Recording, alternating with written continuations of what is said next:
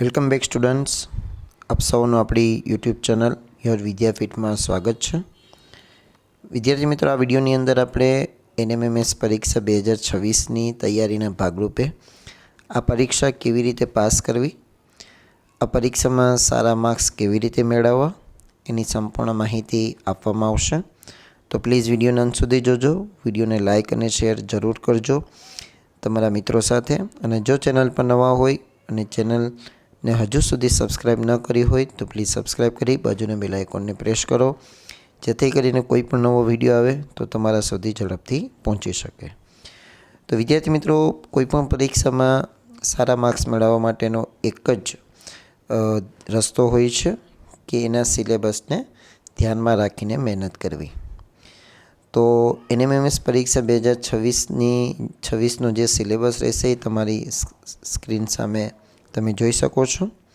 2 paper હશે, એક જ પેપરની અંદર તમને 2 પેપરનો સમાવેશ થશે। તો પહેલો ટોપિક છે મેટ અને બીજો ટોપિક છે સેટ। મેટમાં તમને બુદ્ધિને લગતા બુદ્ધિ ચાતુર્ય અથવા બુદ્ધિ કસોટીને લગતા પ્રશ્નો આપવામાં આવશે। 90 ગુણ 90 હશે, 90 મિનિટ રહેશે।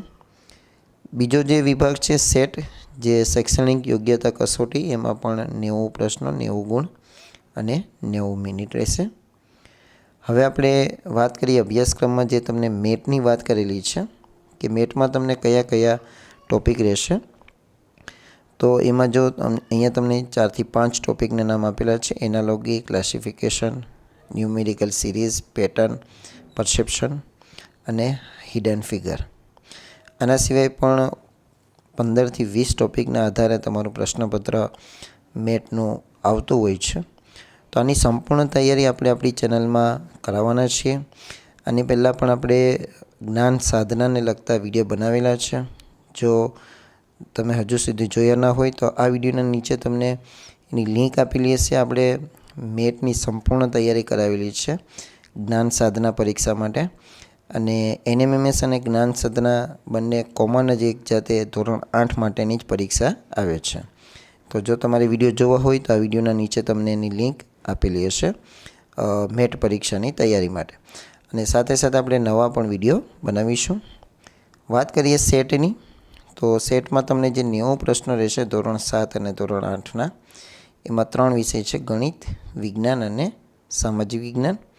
જેમાં ધોરણ 7નો આખા વર્ષનો શૈક્ષણિક અભ્યાસક્રમ અને ધોરણ 8નો ચાલુ શૈક્ષણિક વર્ષનો પ્રથમ સત્રનો અભ્યાસક્રમ રહેશે। તો આ રીતે તમારે સિલેબસને ધ્યાનમાં રાખીને મહેનત કરવાની છે। આ સેટને લગતા પણ પ્રશ્નો આપણે ધોરણ 7 અને 8ના આપણે જ્ઞાન સાધના માટે મૂકેલા હતા। તો ફરીવાર કહું છું કે જ્ઞાન સાધના અને એનએમએમએસનો જે સિલેબસ એ કોમન છે, થોડો ઘણો ડિફરન્સ છે પેપર પેટર્નની અંદર। તો વિદ્યાર્થી મિત્રો, કોઈપણ પરીક્ષામાં જો પાસ થવું હોય તો તમે સિલેબસને પકડીને ચાલશો તો જરૂરથી પરીક્ષામાં તમે સફળ થશો। તો આપણી ચેનલ સાથે જરૂરથી જોડાજો। આપણી ચેનલ ઉપર એને લગતા વિડીયો મૂકવામાં આવશે।